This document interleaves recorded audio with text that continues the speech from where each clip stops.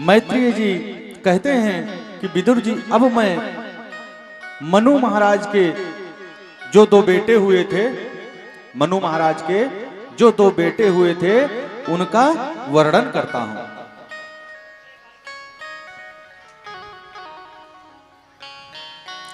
कौन कौन बेटा है?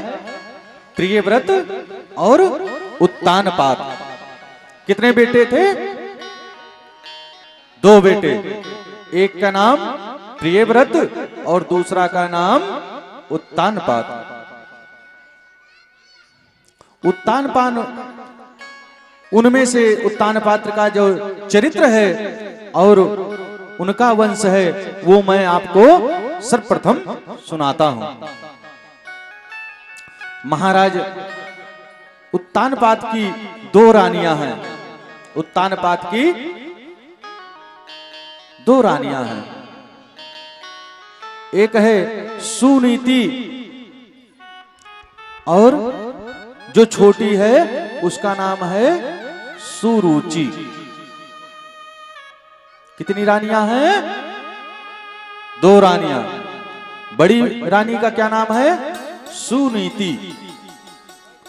और दूसरी छोटी कौन सी है? सुरुचि। सुनीति का क्या अर्थ है? सुनीति का मतलब जो संस्कारवान हो, नीतिवान हो, अपने घर परिवार को लेके चलने वाली हो, उसी का नाम सुनीति है। और जो भी अपने रुचि से चलने वाली हैं, किसी को ना मानने वाली हैं, किसी का आदर ना करने वाली हैं, अपने हम में रहने वाली हैं, उसी का नाम सुरुचि है। स्वयं के रुचि के अनुसार मुझे ये अच्छा लग रहा है तो किसी परिवार से पूछना नहीं, स्वयं निर्णय ले लिया कि मुझे ये कार्य करना है, उसी का नाम सुरुचि है। आज भी दो ही रानियां हैं, सुरुचि और सुनीति। जो नीतिवान है वो सुनीति है और जो अपने रुचि के अनुसार चलने वाली है वही सुरुचि।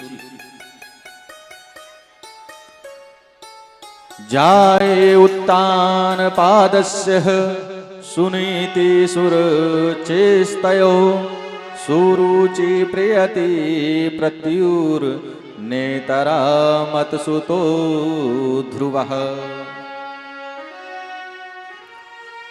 दोनों रानियां में से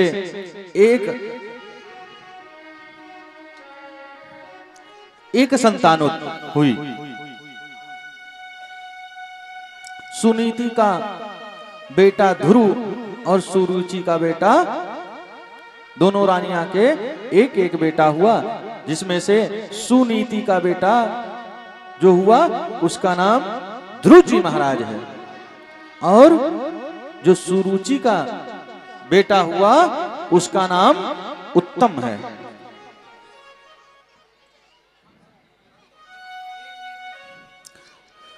एक बार ध्रुव जी महाराज अपने पिताजी से मिलने गए।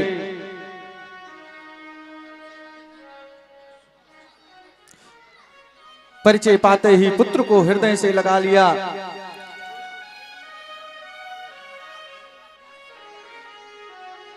और अपने गोद में बिठा लिया। परंतु जब सौतेली मां सुरुचि ने देखा तो ध्रुव का हाथ पकड़कर नीचे उतार दिया और बोली कि इस सिंहासन पर बैठने का साहस मत करना ध्रुव जी, इस सिंहासन पे तुम बैठने का कभी सोच भी मत लेना। अगर इस सिंहासन पे तुम्हें बैठने हैं तो जाके भगवान से प्रार्थना करो कि तुम्हें सुरुचि के गर्भ से उत्पन्न करें, तब तुम गोद में बैठ पाओगे।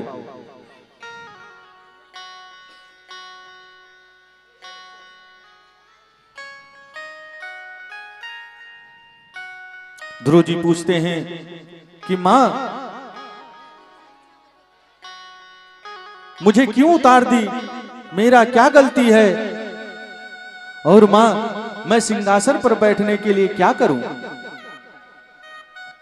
सुरुचि बोली कि इसका एक ही उपाय है, तपसा आराध्यम पुरुषम तस्मे वायु ग्रहेण में गर्भेस्तम साध्यमात्मानम यदिच्छास निरुपासनम।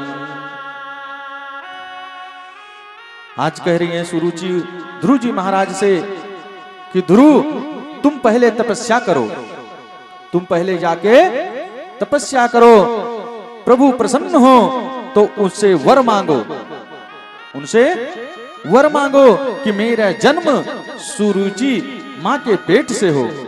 ये बात सुनकर ध्रुव जी महाराज रोते हुए अपने मां के पास आए। आज देखिए कितना विडंबना की बात है, ध्रुव जी महाराज अपने पिता के गोदी में ही नहीं बैठने पा रहे हैं। आके सुनीति से पूछते हैं, मां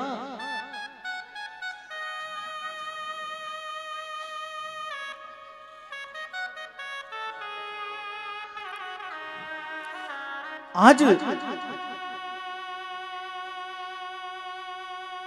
मां ने मुझे अपने पिता से के गोदी से मुझे उतार दिया है, मेरा क्या गलती है?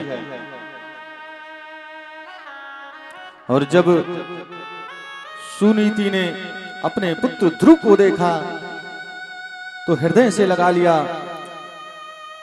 और पूछी कि क्या बात है बेटा, तू क्यों इतना रो रहा है? तब ध्रुव जी मां से सारा वृतांत सुना दिए। तब मां सुनीति ध्रुव जी महाराज को आज समझाने लगी। सत्यम सुरुचाभिहितम भवाने यदुर्भगायः उदरे गृहीतिः। जब आज ध्रुव जी महाराज अपने मां से सारा वृतांत सुनाए कि सुरुचि ने मुझे पिता के गोद से भगा दिया है उठा के, और बोली है कि यदि तुम्हें इस सिंहासन पे बैठना है, पिता के गोद में बैठना है, तो जाके तपस्या करो और भगवान प्रकट हो तो भगवान से वरदान मांगो कि मैं सुरुचि के गर्भ से उत्पन्न हूं, तब ये संभव है कि तुम सिंहासन पे और अपने पिता के गोदी में बैठ सकते हो।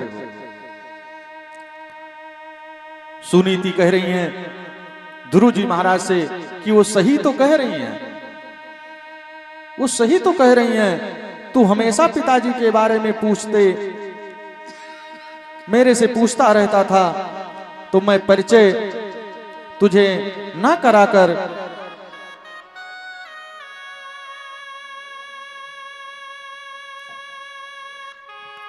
पर उसने तो परमपिता के बारे में तुझे बता दिया।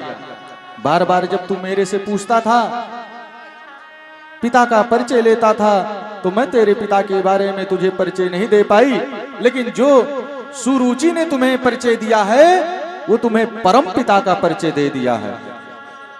इस पिता के सांसारिक पिता का परिचय आप पूछ रहा था मेरे से, लेकिन जो आज सुरुचि ने परिचय दिया है वो परम पिता का परिचय दे दिया है।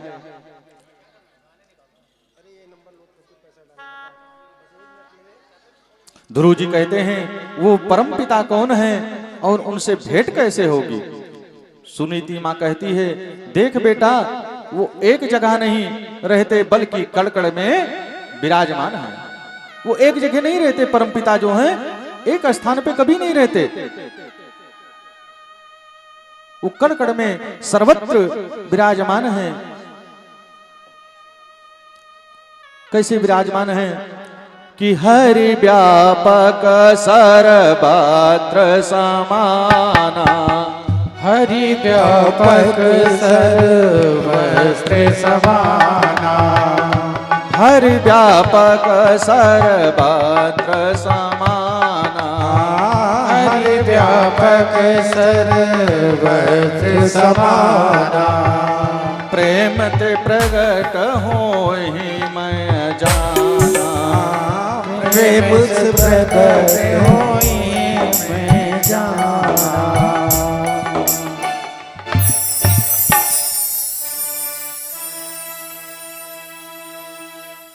सुनीति कहती हैं, बेटा तुम उनकी आराधना करो, वो कहीं से भी प्रकट हो जाएंगे,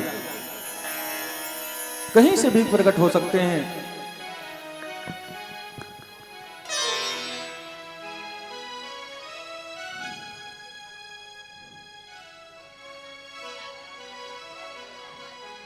तब ध्रुव जी के समझ में आ गया और वो जंगल की ओर चल पड़े। ध्रुव जी घनघोर जंगल में परमात्मा को ढूंढ रहे थे कि अचानक से देव ऋषि नारद मिल गए।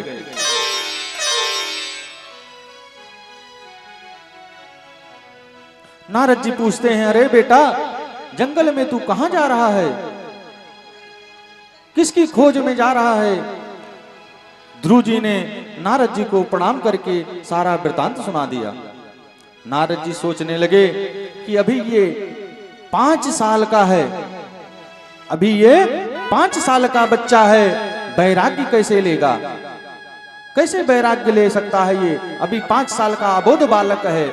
नारद जी आज उसको समझाने लगे, क्योंकि कोई भी 5 साल का बच्चा कितना छोटा होता है, और उसको मां की बात लग गई, सुरुचि की बात जो है आज उसके दिमाग में बैठ गई, और वो परमपिता के खोज में निकल पड़ा।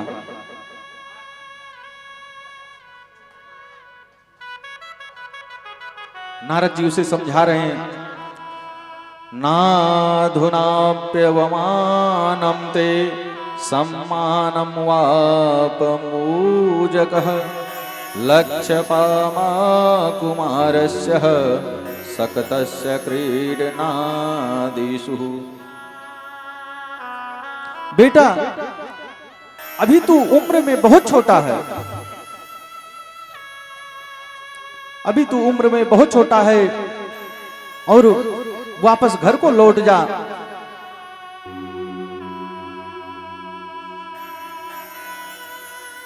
तब ध्रुव जी महाराज बोले कि हम वापस तो नहीं जाएंगे, हम वापस तो नहीं जाएंगे, आप प्रभु को पाने का कोई उपाय बताएं। तब नारद जी ने कहा, तुम्हारा विश्वास अटल है और तुम्हें प्रभु अवश्य मिलेंगे, तुम्हारा विश्वास अटल है इसलिए तुम्हें परमात्मा अवश्य मिल जाएगा। देखिए जब भटका हुआ प्राणी किसी महात्मा के, किसी सच्चे महात्मा के शरण में चला जाए तो ये जान लो कि उस शरण, संत के शरण में जाने से उस व्यक्ति को परमात्मा की प्राप्ति अवश्य हो जाएगी। और नारद जी कौन है? महान संत हैं, और ध्रुव जी महाराज को आज संत मिल गए और संत उनको रास्ता दिखा रहे हैं। नारद जी महाराज कह रहे हैं कि ध्रुव जी मैं तुम्हें एक मंत्र देता हूं,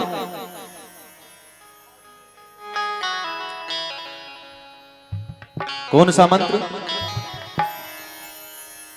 ओम नमो भगवते वासुदेवाय, ओम नमः भगवते वासुदेवाय,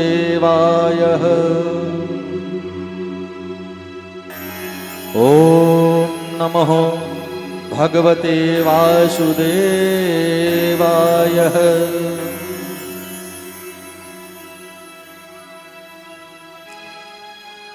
नारद जी ये मंत्र ध्रुव जी को प्रदान किए और बोले अब तुम मथुरा चले जाओ।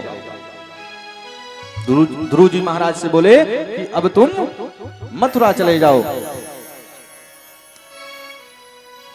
ततांत गच्छ भद्रम ते यमुनायाष्टतम शुचिः पुष्पम मधुवनम यत्र सानिध्यम नित्यदा हरिः। आज ध्रुव जी महाराज गुरु आज्ञा मानकर मथुरा जाकर यमुना स्नान करके मधुबन में बैठ गए और नियम कर लिए।